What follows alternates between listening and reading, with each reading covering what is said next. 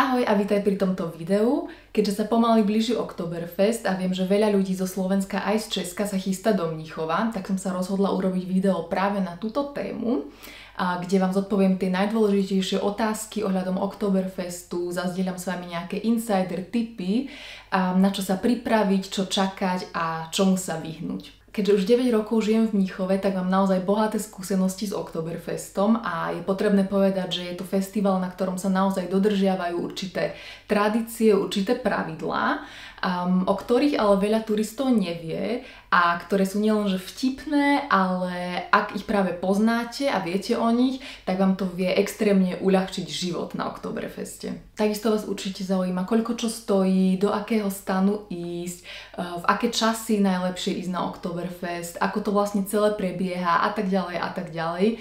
Takže toto bude naozaj taký ultimatívny guide pre Oktoberfest a ak ťa to zaujíma, tak určite pozeraj ďalej.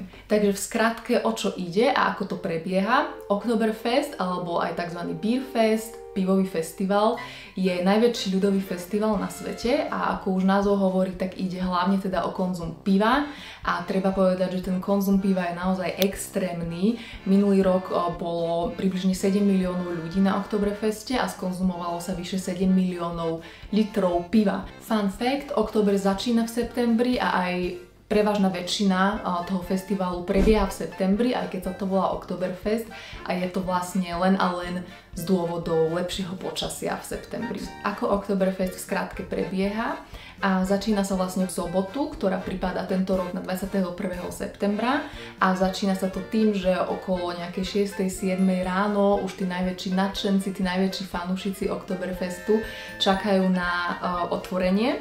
No a to otvorenie sa potom začína okolo nejakej 10. do obedu a začína sa slávnostným príchodom ľudí alebo celých rodín, ktoré spravujú pivárne alebo aj vlastne tie konkrétne pivové stany na Oktoberfeste.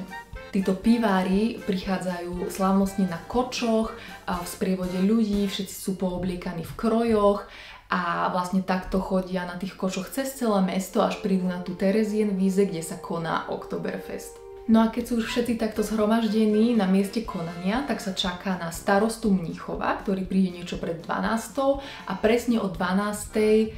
starosta vlastne slávnostne prepichne prvý súd piva, z ktorého sa potom čapuje, pije a vlastne do tej 12. je ešte zakázané podávať akékoľvek pivo na Oktoberfeste. Až po tomto slávnostnom prepichnutí prvého súdu sa vlastne začína celá zábava a celý ten konzum piva. Oktoberfest potom trvá dokopy 3 týždne, no a končí vlastne v poslednú nedeľu, kde sa to končí slávnostným ohňostrojom a potom o polnoci sa vlastne všetko zatvorí.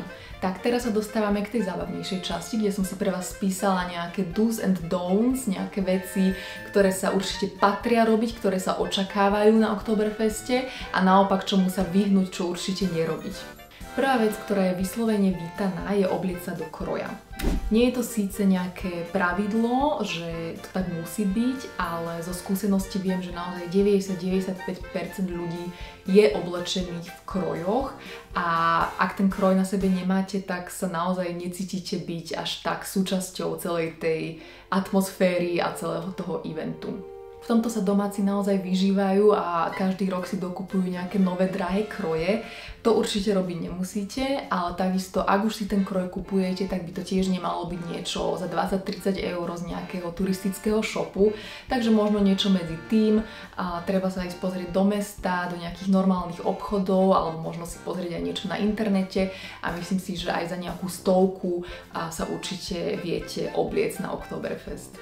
Ďalší veľmi dôležitý tip je, aby ste si so sebou nebrali nejaké veľké tašky alebo ruksaky, pretože sú zakázané a na Oktoberfest vás pustia naozaj len s malými taškami, s nejakou malou kabelkou, kde si zoberiete tie najdôležitejšie veci a to je všetko, čo je povolené z bezpečnostných dôvodov. Ďalší veľmi dôležitý tip je rezervovať si miesto pri stole vopred, hlavne ak sa teda chystáte v nejakých časoch večerných alebo cez víkend, kde je tam naozaj veľmi veľa ľudí. Ak idete len napríklad vo dvojici, v trojici, tak by som tomu asi nehrotila a je veľmi pravdepodobné, že budete mať to šťastie, že sa nájde nejaké miestečko pre vás, ale ak idete teda ako nejaká veľká partia ľudí, veľká skupina, tak určite rezervovať dopredu. Veľmi zaujímavý a veľmi dôležitý fakt, ktorý sa týka piva, je, že to pivo na Oktoberfeste je oveľa silnejšie ako obyčajné pivo.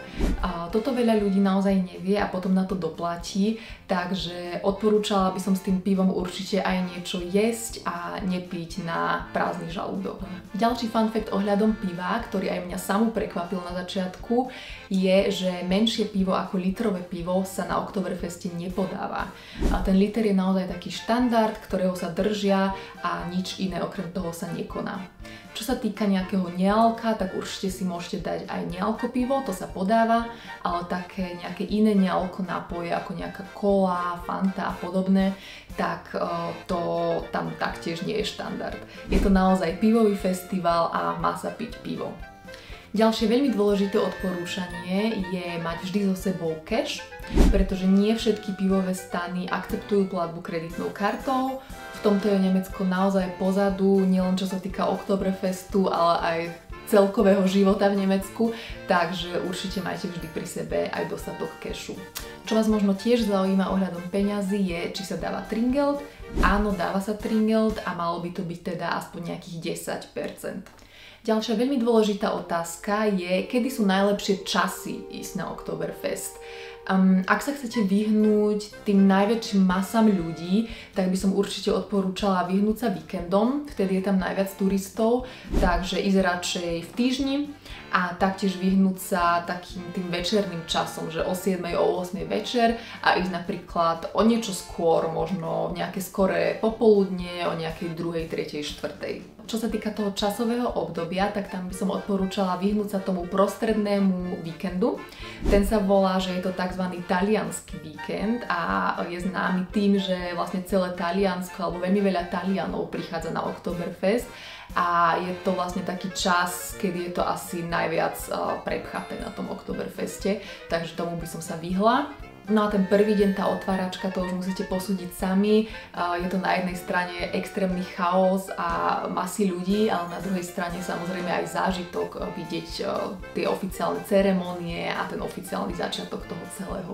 Čo sa týka otváracích časov, tak Oktoberfest sa otvára už vlastne do obedu, väčšina tých pivových stanov otvára o 10:00, no a zatvára sa myslím o 11:00, o 10:00 je posledný výdaj piva. Potom sa už pivo nevydáva, no a o 11:00 sa to vlastne celé zatvára. Našla som aj novú informáciu, že sa zatvára o 11:30, takže uvidíme.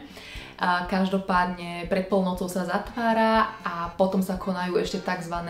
Afterwiesen parties, čo sú také akoby afterparty po Oktoberfeste, no a sú to rôzne party vlastne v okolí tej lokácie toho Oktoberfestu.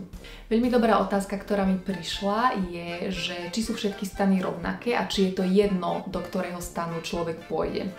Tak nie sú všetky stany rovnaké a líšia sa vlastne pivom. Každý stan reprezentuje inú piváreň a líšia sa taktiež aj osadenstvom. Sú stany, ktoré sú skôr také lokálne, kde chodia lokálni a Nemci a hrajú sa tam rôzne šlágre a podobne a potom sú stany, ktoré sú skôr také internacionálne, viacej turistické a čo sa týka napríklad aj hudby, tak sa tam hrajú skôr také nejaké americké piesne a podobne. Príklad pre taký typický lokálny stan by bol napríklad Schützenfestzelt alebo Schottenhamel a príklad pre taký viacej turistický stan by bol napríklad Hofbräu.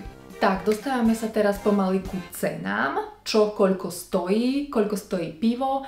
Pivo sa samozrejme každým rokom zdražuje, aj tento rok tá cena narastla, myslím, o nejaké 3-4% a pohybuje sa aktuálne medzi 13,60 a 15,30 a najviac stanov ponúka teda pivo za 14,90.